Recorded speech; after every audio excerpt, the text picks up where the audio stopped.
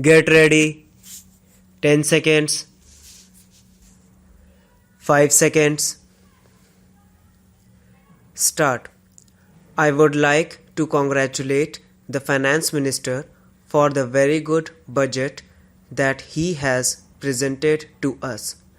As far as I have known, this is the only budget that was presented without any additional taxes being imposed on us, particularly at a time when there is emergency and when there is a big influx of refugees coming over from Pakistan.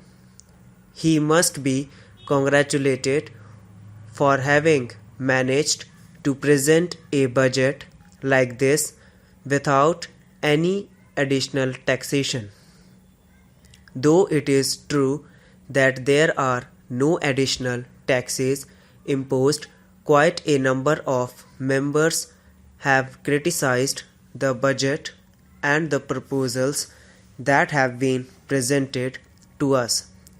It is natural because this is the only time when members can criticize the policies and the actions of the government.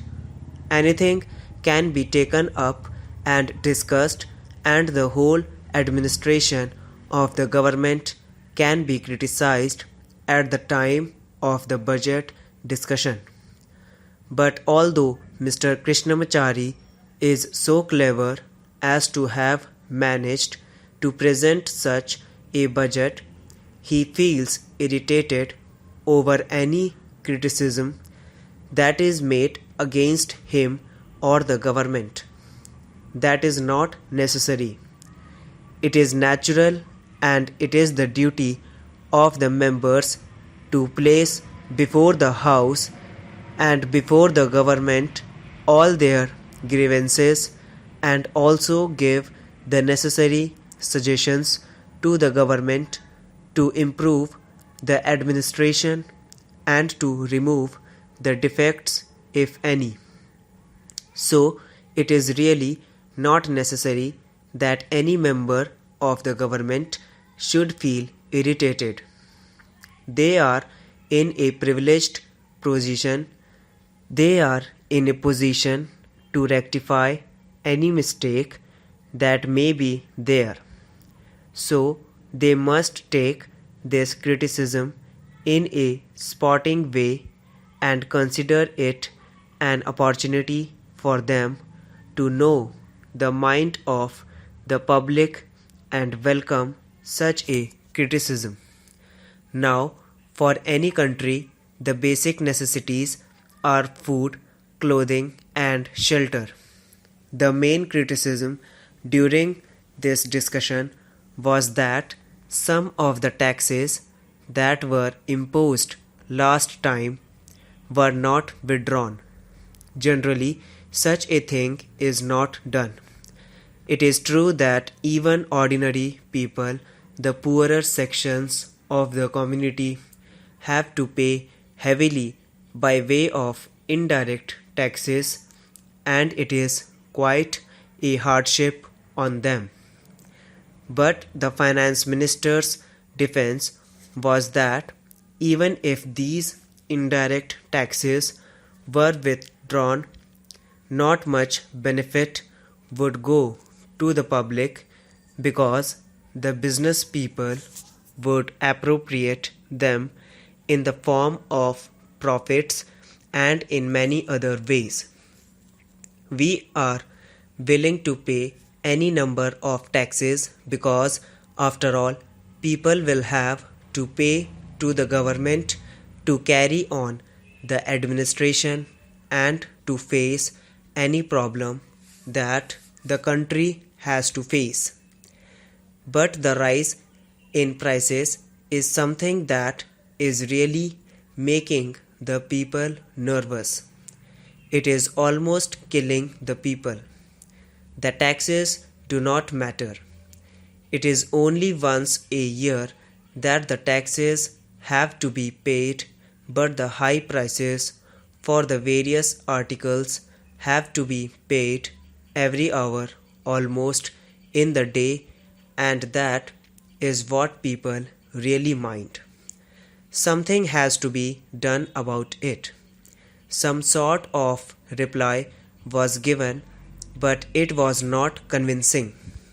We are not clear in our mind as to what exactly the government intends to do to bring down the prices. This is the most important thing, and this is the only thing that a greater section of the people is interested in. They would really be happy if something is done about it.